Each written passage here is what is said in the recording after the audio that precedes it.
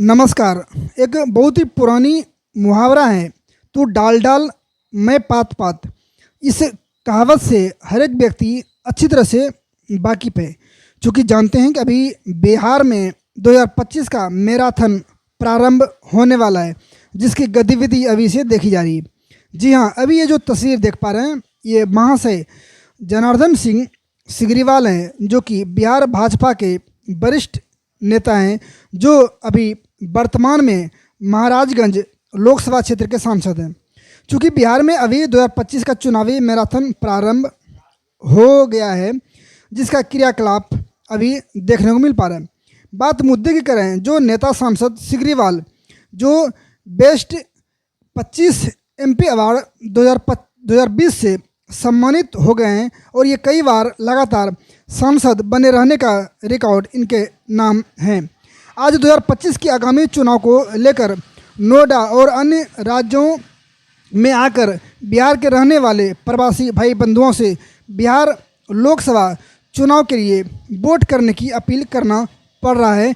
इससे आप बिहार की चुनावी समीकरण आप इससे अंदाज़ा लगा सकते हैं कि वहाँ का बिहार का जो है चुनाव बिल्कुल अलग और अलग अलग अंदाज से वहाँ पे चुनाव होता है। आइए पहले सुनते हैं महाराजगंज के लोकप्रिय नेता जनार्दन सिंह सिग्रीवाल जी का, आइए उनका क्या वक्तव्य है। तब लोग बने रहिए एनसीआर हलचल के साथ।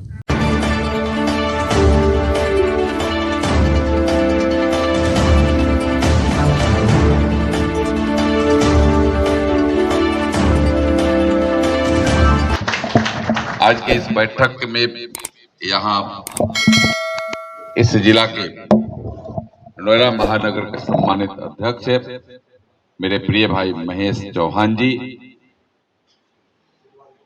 इस कार्यक्रम के संयोजक, पूरे जिला के संयोजक और जिला के महामंत्री भाई उमेश त्यागी जी, जिला के सम्मानित महामंत्री भाई चांदगी राम यादव जी, बिहार से यहाँ आकर के बिहार और उत्तर प्रदेश का सम्मान बढ़ाने के लिए रात दिन एक कर के काम करने वाले हमारे बिहार के भाइयों और बहनों, उत्तर प्रदेश के हमारे सम्मानित भाइयों और बहनों, मीडिया से जुड़े पत्रकार एवं सहकार मित्रों, मैं सबसे पहले आप सबका हृदय के गहराइयों के साथ अभिनंदन करता हूं, स्वागत करता हूं, वंदन करता हूं, और आपके धैर्य को भी मैं सलूट करता हूं, उसको भी धन्यवाद करता हूं, क्योंकि यह 7 बजे के लगभग यह बैठक 6:30 बजे 7 बजे की यह बैठक थी, लगभग 8 बज रहे हैं, तब भी आपकी यह बड़ी संख्या यहाँ उपस्थित है, विराजमान है। इसके लिए आपको, आपके धैर्य को सलाम करता हूं। मेरे भाइयों और बहनों, 2-3 बातें सिर्फ मैं आपको याद दिला रहा हूं, जिसे आप जानते भी हैं, लेकिन बजरंगबली जी को उनके ताकत का एहसास कराना पड़ता था। उनके अंदर ताकत तो था, लेकिन उनको याद दिलाना पड़ता था कि आपके अंदर यह भी ताकत है। आप लंका भी फान जाइएगा और लंका में जाकर के लंका को भस्म कर दीजिएगा, यह उनको ताकत का एहसास दिलाना पड़ता था। मैं आप पे, हमारे कार्यकर्ता, सहयोगी, पार्टी के कर्णधार हैं, आपके अंदर वह ताकत है, और आपके ताकत से ही आज देश से दुनिया पर परचम लहराने की स्थिति में खड़ा हो गया है। आज देश विश्वगुरु बनने के उस पैदान पर आगे बढ़ चला है। आज देश तीसरी अर्थव्यवस्था, दुनिया के तीसरी अर्थव्यवस्था के पैदान पर आगे बढ़ा है। यह देश विकसित हो, इसके लिए लगातार आपके प्रयास का प्रतिफल आज दुनिया के सामने दिख रहा है, और मैं आप सबके माध्यम से, आप सबके प्रयास से, आपके नेता यानी भारत के यशस्वी प्रधानमंत्री जिस तरीका से दुनिया पर परचम लहरा रहे हैं, जिस तरीका से भारत के तिरंगे का शान, सम्मान, शौकत आज दुनिया पर दिख रहा है, उस सब में आपके जड़ में आप हैं। आप सब उस काम को पूरा करने में एक बड़ी सहयोगी की अहम भूमिका निभाने का आप काम कर रहे हैं, यह आपके सामने है। और सिर्फ इसलिए नहीं कि नरेंद्र मोदी जी अच्छे बोलते हैं, इसलिए कि नरेंद्र मोदी जी अच्छा करते हैं।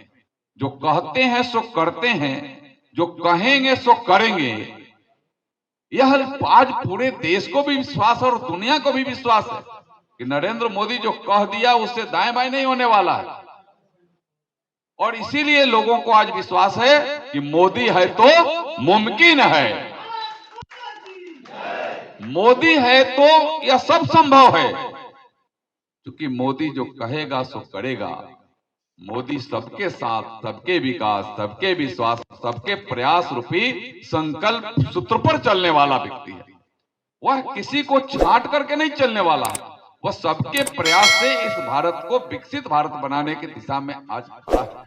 और आप तो सौभाग्यशाली हैं, एक तो भारत के प्रधानमंत्री जी का सीधे सीधे आपको उसका लाभ, उनके कार्यों का लाभ मिल रहा है, और दूसरा जिस राज्य में आप हैं, जिस राज्य के माननीय मुख्यमंत्री पूरे देश के मुख्यमंत्रियों को अगर हम तौलें, और दुनिया में भी ऐसे ही मुख्यमंत्रियों की अगर, वहां तो दूसरी सिस्टम है, मुख्यमंत्री रहते तो दुनिया के मुख्यमंत्री में भी अगर तौलें तो उसमें आपका मुख्यमंत्री भी अव्वल दर्जा पर है, योगी आदित्यनाथ जी। तो आपका तो डबल, हमको लगता है कि डबल आपको उसका लाभ भी मिल रहा है, और डबल तरीका से आप उससे सौभाग्य को भी प्राप्त करने के हैं।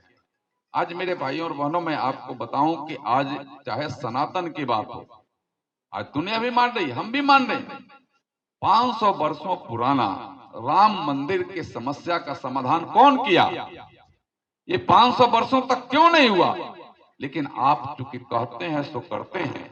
हमारा संकल्प पहले था कि राम लला हम आएंगे, मंदिर यहीं बनाएंगे। अध्यक्ष जी, यह संकल्प था भारतीय जनता पार्टी, विश्व हिंदू परिषद, अपने संघ से जुड़े और अपने धर्म से जुड़े एक एक लोगों का, लेकिन बनता नहीं था। और विपक्ष के लोग हमारे ऊपर कटाक्ष करते थे कि रामलला हम आएंगे, मंदिर यहीं बनाएंगे। विपक्ष के लोग कहते थे कि डेट कब बताएंगे। विपक्ष के लोग ये कहते थे, आपको ध्यान में दिला रहा हूं शिला पूजन का। लेकिन आज हमने डेट भी बताया और प्रभु राम को बाल स्वरूप में विराजमान भी कराया। यह भी हमने कर करके दिखा दिया दुनिया, यह दुनिया को हमने दिखा दिया है। और सिर्फ वही नहीं, हमने काशी विश्वनाथ को भी दिव्य काशी, भव्य काशी, महाकाल उज्जैन को भी हमने जिस स्थिति में साचा, पूरे देश में जिस तरीका से हमने पूरे सनातन को भी मजबूत करने का हमने जो संकल्प लिया था, कर करके दिखाया। आज हमें उसके लिए देशवासी भी और दुनिया के भी लोग इसको स्वीकार कर रहे हैं कि भारत में भारत का नेतृत्व जो कहता है सो कर करके दिखा देता है, उसमें कहीं कोई कोताही नहीं। और यह आपके बल पर होता है, क्योंकि आपने परख करके इस देश को, जो यह देश 14 के पहले था, 14 और 25 के बीच में एक नए भारत का स्वरूप देने में आप सबने जो तन मन धन लगाया है, इसके लिए आप सबका अभिनंदन करता हूं, आप सबका वंदन करता हूं।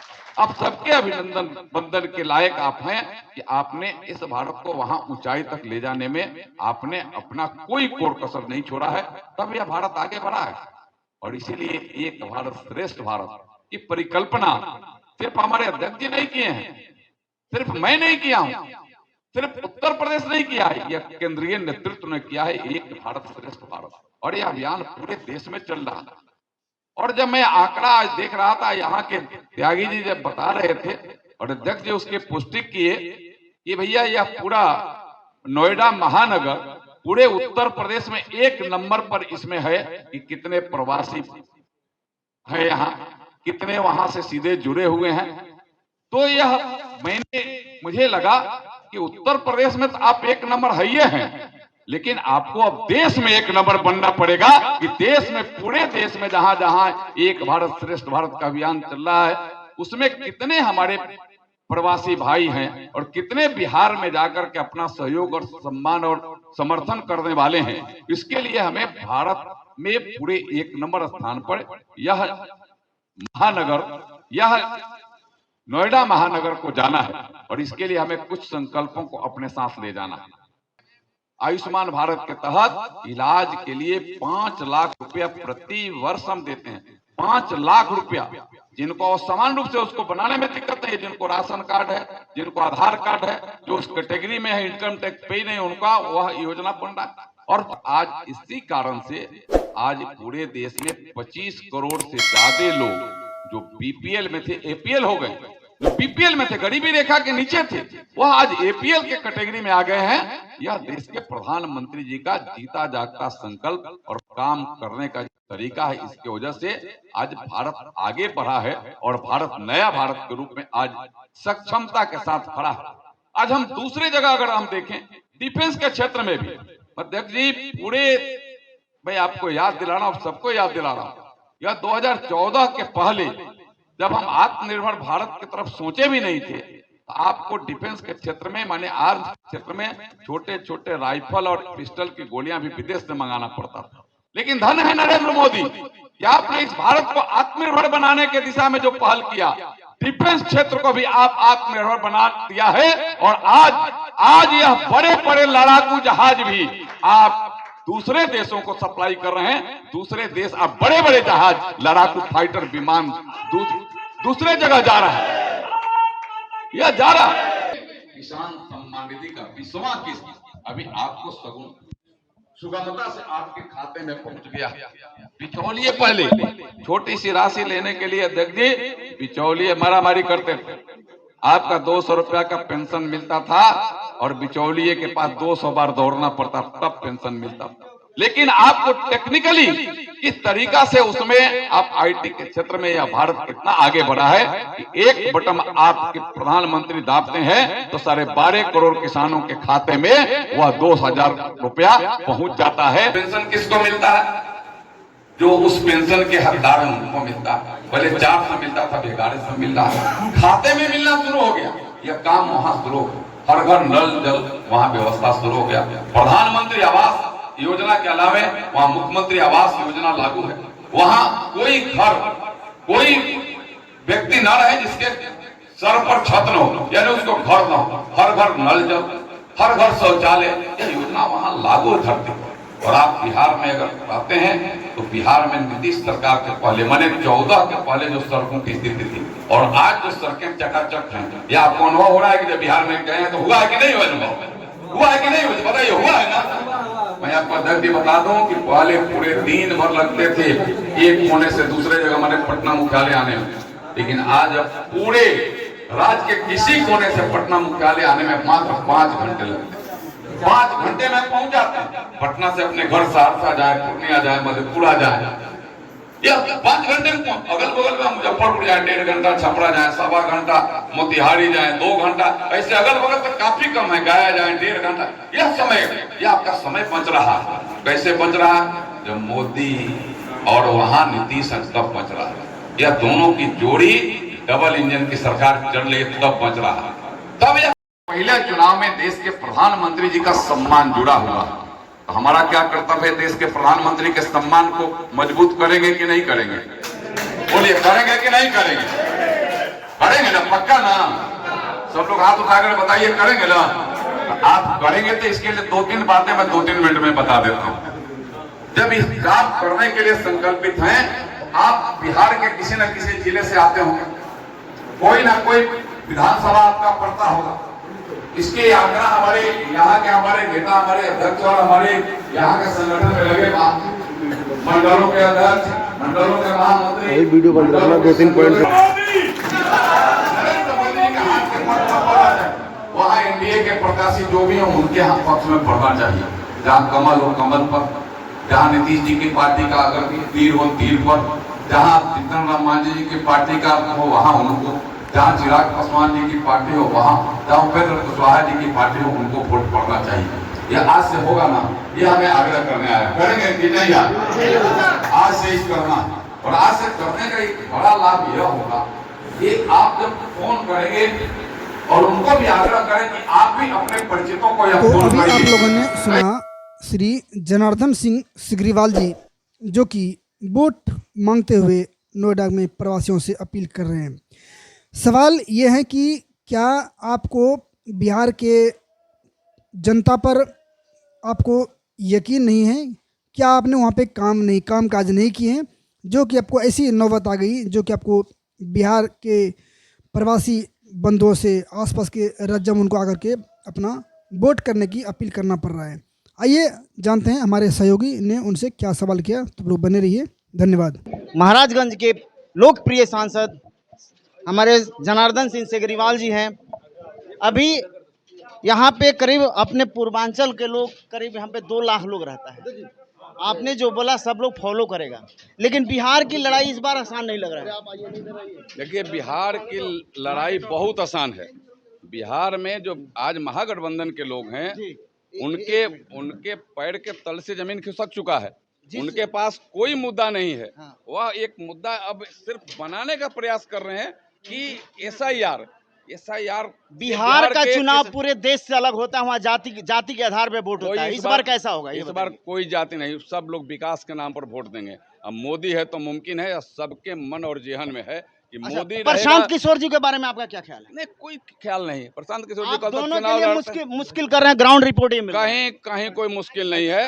मैं अब बताऊं कि बिहार में 2025 चल रहा है, 2025 में चुनाव होगा। एनडीए वहां 225 सीटें कम से कम लेगी। मैं आपको बता रहा हूं, 225 सीटें लेकर के एनडीए भारी बहुमत से नीतीश कुमार जी को मुख्यमंत्री बनाएगी। ग्राउंड स्तर पे लोगों का कहना है कि भाजपा नेतृत्व अगर संभालेगी तो पूर्ण रूप से बहुमत पा सकती है। नहीं, देखिए, भाजपा नेतृत्व तो हमारा वहाँ एनडीए गठबंधन है और भाजपा के जैसे योगी जी उत्तर प्रदेश में सरकार। मैं वहाँ एनडीए की बात करता हूँ। हमारा गठबंधन वहाँ है। हम एक मजबूत चट्टान के जैसे एक साथ हैं। तो हमारी वहाँ सरकार बनेगी, एनडीए की सरकार बनेगी और जिसके मुख्यमंत्री नीतीश कुमार। ये हमारे जनार्दन सिंह सेगरीवाल जी बिहार के चुनाव पे भी लोगों से अपील करने के लिए आए थे और लोगों में जोश भरा। और जैसे कि इनसे विभाग की से कुछ प्रश्न रखा गया, इन्होंने सारा प्रश्न का अच्छी तरह से जवाब दिया। आगे देखते हैं बिहार के चुनाव में जो मैराथन और महाभारत शुरू होने वाला है। आज यहाँ एक भारत श्रेष्ठ भारत के कार्यक्रम में यहाँ प्रवासी लोगों का हो रहा और कृष्णानगर मंडल के अंदर सारी टीम, पूरे यहाँ के लोग पूरे मुस्तैदी के साथ लगे रहे। अब बहुत ही सफल आयोजन रहा। अगला चुनाव बिहार सिंदूर ऑपरेशन जो अभी हुआ है, अभी हमारे सांसद जी ने बोला था, और बिहार निश्चित रूप से प्रगति किया हुआ है एनडीए के अंदर। और अब देखते हैं अगली चुनाव में क्या होता है। आज के वीडियो में बस इतना ही। आगे आप लोगों का इस विषय पे क्या नज़रिया, क्या विचार है, अपना अनुभव जरूर हमारे साथ कमेंट करें। इस तरह के तमाम खबरों के लिए बने रहिए NCR